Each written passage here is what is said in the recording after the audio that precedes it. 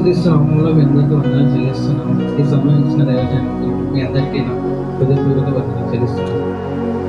ఇప్పటివరకు మనం చదువుకున్న వాక్యాన్ని మనం ఒకసారి మరీ తిరిగి చదువుకుందాం. యేసు, తండ్రి వీరేమి చేస్తున్నారు, వీరు ఎదురు కనుక వీరిని క్షమించమని చెప్పి వారు ఆయన వస్త్రములను పంచుకుంటే చీట్లు వేసి, యేసుక్రీస్తు ప్రభువారు శిలువలో పలికిన యొక్క మాట నేడు చాలా మంది రకరకాలుగా వివరించుకుంటూ ఉన్నారు. అయితే మనం ఇక్కడ చూసుకున్నట్లయితే యేసుక్రీస్తు ప్రభువారు తాను ఈ భూమి మీద చేసిన 3.5 సంవత్సరాల పరిచర్యలో ఆయన అనేకమైన ఉపమానాలు చెప్పారు, ఎన్నో సువార్తలు చెప్పారు. అయితే అవన్నీ ఒక ఎత్తు అయితే తాను ఈ యొక్క శిలువలో పలికిన 7 మాటలు దీన్ని హార్ట్ ఆఫ్ ది గాస్పెల్ అని చెప్పి చాలా మంది పిలుస్తుంటారు. ఎందుకంటే ఆయన తన జీవితంలో తాను ఏదైతే చెప్పాడో, మనల్ని ఏదైతే చేయమన్నాడో అవి తాను అనుభవించి మనకు సాదృశ్యంగా దాన్ని నెరవేర్చి ఆ యొక్క శిలువలో మన కొరకు మరణించారు. సాధారణంగా మనం ఏమనుకుంటామంటే ఏదైనా ఒక చివరి దశలో కొన్ని రోజులు చనిపోతున్న అన్న వ్యక్తి దగ్గరికి మనం చాలా టైం స్పెండ్ చేయాలని మనం ఆలోచిస్తుంటాం. ఎందుకంటే ఆయన ఏదైనా ముఖ్యమైన విషయం మనం చెప్తారేమో, బహుశా ఏమైనా సీక్రెట్స్ చెప్తారేమో, ఏమైనా ఇంపార్టెంట్ విషయం మనం చెప్తే దాన్ని తెలుసుకుందాం అని చెప్పి చాలా మంది ఆతృతగా ఎదురు చూస్తుంటారు. అయితే అదే విధంగా యేసుక్రీస్తు ప్రభువు తాను ఈ యొక్క శిలువలో చెప్పిన ఈ యొక్క 7 మాటలు ప్రపంచ దేశాల్లో ఎంతో మందిని ఎంతో ఇంపాక్ట్ చేసి ఆ యొక్క మాటలు ప్రపంచంలో ప్రతి ఒక్కరిని మార్చింది. ఎందుకంటే మొదటి ఈ యొక్క ఇదొక వచనం మొదటి మనం గమనించినట్లయితే తండ్రి అని ఆయన పిలుస్తున్నారు. సాధారణంగా మనము ఏదైనా సంతోషంలో కానీ ఏదైనా మనకి ఆనందం కలిగినప్పుడు దేవుని దగ్గరికి వచ్చి ప్రార్థన చేస్తాం. కానీ యేసుక్రీస్తు ప్రభువారు తన యొక్క అత్యంత క్లిష్టమైన పరిస్థితుల్లో ఆ యొక్క శిలువ మరణం పొందుతున్న ఆ యొక్క సమయంలో ఆయన తండ్రిని వేడుకుంటాడు. అయితే మనం కూడా ఏం చేస్తామంటే సాధారణంగా ఏదైనా సంతోషం కలిగినప్పుడు ఎవరైనా వచ్చి మనల్ని ఏమైనా అడిగినప్పుడు ఏదో మాట ఇచ్చేస్తాం. కానీ అదే మనం బాధలు ఉన్నప్పుడు ఎవరైనా మనల్ని వచ్చి ఏమైనా అడిగేదంటే నేనే బాధలు ఉన్నాను, నీకేం చేయాలను.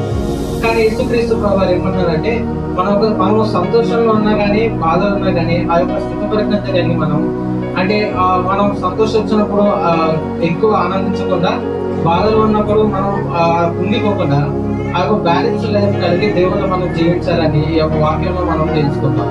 అయితే రెండో విషయం మనం తెలుసుకున్నట్లయితే మీరేమి చేస్తున్నారు, మీరు కనుక వీరిని క్షమించమని చెప్పింది. యేసుక్రీస్తు ప్రభువారు అక్కడ ఉన్న మనం పోయిన వారం చూసుకున్నట్లయితే యేసుక్రీస్తు ప్రభువారు యెరూషలేములో ప్రవేశించినప్పుడు అక్కడ ఉన్న ప్రజలందరూ దావీదు కుమారుని జయము అని చెప్పి కేకలు వేసి ఆయనకు ఉత్సాహధ్వనితో ఆయనను ఊరేగింపు తీసుకెళ్లారు.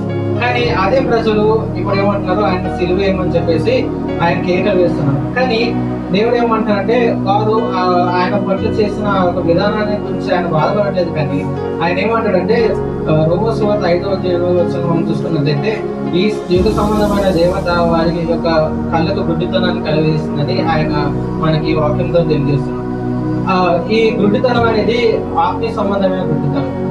యేసుక్రీస్తు ప్రభువుతో ఎంతో మంది ఆయన ఒక సువార్తను విన్నారు, ఆయనతో చాలా మంది ప్రయాణం చేస్తారు. కానీ వాళ్ళెవరు ఆయన ఏదో చేస్తారని చెప్పి ఆయన దగ్గరకు వచ్చిన వాళ్ళే. కానీ వారి యొక్క జీవితాన్ని వారి యొక్క మనసును మార్చుకొని ఆయనతో కలిసి జీవించాలని ఎవరు అనుకోలేదు. అందుకే ఏమంటున్నారంటే మనం చూసుకున్నట్లయితే యేసుక్రీస్తు ప్రభు ఆయన ఏర్పరచుకున్న 12 మంది శిష్యులు కూడా ఇస్కరియోతు డబ్బు కోసం ఆయనను అమ్మేస్తారు. నిజంగా ఆయన ఆ యొక్క పరలోక రాజ్యం గురించి, ఆ యొక్క నిత్యత్వం గురించి ఆయన తెలుసుకోకుండా ఆయన సాధారణుడు అతను ఒక మనసును మార్చేసి తనకు అంధత్వం కలిగిస్తారు. తర్వాత ఇదే వచనంలో మనం 3వ విషయం గ్రహించినట్లయితే క్షమాపణ అంటే ఫర్గివ్నెస్. యేసుక్రీస్తు ప్రభువారు ఆయన యొక్క శిలువలో పలికిన యొక్క మాట ప్రపంచ దేశాన్ని ఎంతో కలిగించింది.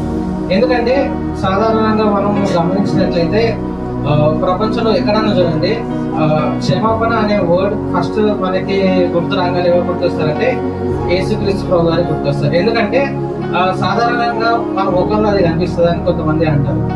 కానీ నిజంగా మనం ఆ విధంగా అంటున్నామా? అందరూ ఏమనుకుంటారంటే అరే వీళ్ళు దేవుని నమ్ముకున్న వాళ్ళు కదా, వీళ్ళకి క్షమాగుణం ఉంటుంది, జాలి ఉంటుంది, వీళ్ళు చాలా మంచి వాళ్ళు అనుకుంటారు. కానీ నిజానికి మనం ఒకవేళ గమనించినట్లయితే ఇంటికి వచ్చినాక ఏమంటాం, వాడి ముందు రేపు దేవుడి నామలో వాడి నాశనం అయిపోగానే ప్రార్థిస్తాం. ఇదేనా మనం దేవుని దగ్గర నేర్చుకున్నది? యేసుక్రీస్తు ప్రభువు అదే చెప్తున్నారు. ఆ యొక్క క్షమాపణ మనకి ఎప్పుడు వస్తుందంటే, ఎప్పుడైతే మనం దేవుని సన్నిధిలో ఆయన శిలువ ఎదుట మనం మన పాపంలో గురించి మన పశ్చాత్తాపడి ఆయన సన్నిధిలో మనం వేడుకున్నట్లయితే ఆ యొక్క క్షమాపణను మన దేవుడు మనకు దయచేస్తాడు. మనం ఆ విధంగా ఇతరులను క్షమించి యేసుక్రీస్తులో మనం జీవించాలని ఈ యొక్క వాక్యంలో మనకు తెలియజేస్తుంది.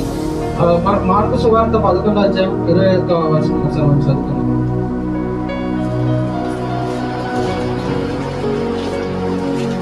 మీకు ఒకరి మీద విరోధం ఏమైనా కలిగిండేనగా మీరు నిలవబడి ప్రార్థన చేయనప్పుడెల్లను వారిని క్షమించుడి, అప్పుడు పరలోకమందున మీ తండ్రియు మీ పాపము క్షమించు. హల్లెలూయా. కూడా మనమే చెప్పుకున్నాం కదా, ఒకవేళ మన సహోదరుడు కానీ మనకు తెలిసిన తోటి వారు ఎవరైనా సరే మనకి వాళ్ళ మీద ద్వేషం ఉంటే మనం వారిని క్షమించకపోతే మనం ఎన్నిసార్లు దేవుని సన్నిధికి వచ్చి ప్రార్థన చేసినా దేవుడు మన ప్రార్థన ఆలకించాడు. ఎందుకంటే మన హృదయంలో ఒక ద్వేషం పెట్టుకొని ఒక కక్ష పెట్టుకొని మన హృదయం మారకపోతే మనం ఇటువంటి గుడ్ ఫ్రైడే ఎన్ని చేసుకున్నా సరే దేవుడు మన ప్రార్థన ఆలకించాడు, మన జీవితం మార్చాలని ఈ యొక్క వాక్యం మనకు తెలియజేస్తుంది. తర్వాత మనం ఇంకొక వచనం చదువుకుందాం. మత్తయి సువార్త 6:14 మనం చూసుకున్నాం ఒకసారి. మనుషుల అపరాధాలను మేము క్షమించిన మీ పరలోకపు తండ్రి మీ అపరాధాలను క్షమించు. హల్లెలూయా. ఈ యొక్క వాక్యంలో దేవుడు అదే తెలియజేస్తున్నాడు. ఎప్పుడైతే మనము ఇతరుల పాపములను క్షమించి వారిని క్షమించినట్లయితే దేవుడు కూడా పరలోకమందు మన పాపములను క్షమిస్తాడు. క్షమించడం అంటే దాన్ని మర్చిపోవడం కాదు, కానీ వారు ఏదైతే మనం చేశారో దాన్ని మనం అంగీకరించి దాన్ని విడిచిపెట్టడమే క్షమాపణ.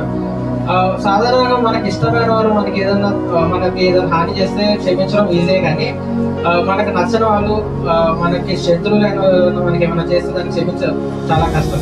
ఎందుకంటే నా రియల్ లైఫ్ లో ఒక సంఘటన మీకు చెప్తాను. నేను నా స్కూల్ ఫ్రెండ్ ఒక అబ్బాయి ఉన్నాడు. మేము బీటెక్ వరకు చాలా బాగా క్లోజ్ ఉన్నాం, రోజు కలిసి తిరిగాం, ఇద్దరు ఒకటే జాబ్ చేశాం. అయితే నాకు మధ్యలో ఒక డబ్బు విషయంలో చిన్న గొడవ అయింది. ఏంటి అంటే నా క్రెడిట్ కార్డ్స్ తీసుకొని తను చాలా వాడుకున్నాడు. తర్వాత నేను ఎన్నిసార్లు అడిగినా ఇవ్వలేదు.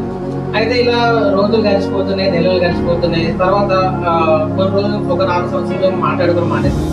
అయితే సడన్గా ఒక రోజు అతను రోడ్డు మీద కనిపించినప్పుడు హాయ్ అని చెప్పాడు. అయితే నేను బండి ఆపకుండా ముందుకు వెళ్ళిపోయాను. ఇప్పుడు ఏంటి, నేను మాట్లాడాలా లేకపోతే వదిలేయాలా? ఒకరు మాట్లాడితే ఆమె హోమో ఉంటాడేమో, ఎందుకురా నువ్వు నేను నీకు డబ్బులు ఇవ్వాలని చెప్పి అర్థం చెప్పామని అంటాడేమో అని చెప్పి భయంతో కొంచెం ముందుకు వెళ్ళాను. కానీ మళ్ళీ ఏమనిపిస్తుందో అని మళ్ళీ ఒకసారి వెనక తిరిగి చూస్తే అతను అక్కడే వెయిట్ చేస్తూ నా కోసం వెయిట్ చేస్తున్నాడు. అయితే నేను తిరిగి వెళ్ళి ఎలా ఉన్నావు బాగున్నావు అని అంటే చాలా మంచిగా ప్రేమగా మాట్లాడాను. అప్పుడు అనిపించింది, అరే అనవసరంగా తన మీద దేశం పెంచుకున్నాను కదా, ఎన్ని రోజులు వాటితో మాట్లాడకుండా నేను తప్పు చేశానేమో అని చెప్పేసి అతను చెప్పాడు. ఒకవేళ నీ దగ్గర డబ్బులు అడ్జస్ట్ అయితే ఓకే, కానీ లేదంటే వదిలేసి మనం మంచిగా మళ్ళీ ఫ్రెండ్స్ గా మాట్లాడుకుందాం అని చెప్పి నేను అన్నాను. దేవుడు అటువంటి కృప నాకు దయచేసినందుకు ఆయనకు వందనాలు చెల్లిస్తున్నాను. తర్వాత మనం గలతీయులకు రాసిన పద్ధతి 2:20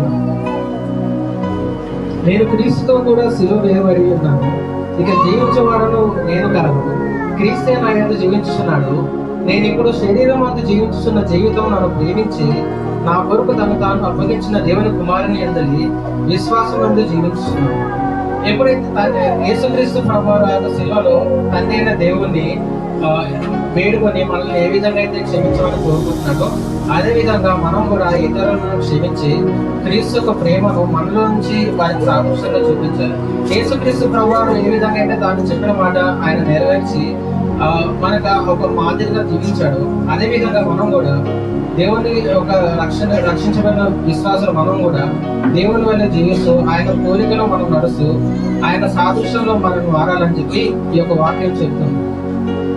నేను ఇప్పుడు శరీరం అందు జీవిస్తున్న జీవితము నన్ను ప్రేమించి నా కొరకు తను తాను అప్పగించిన దేవుని కుమారుని విశ్వాసం నందు జీవించున్నాను.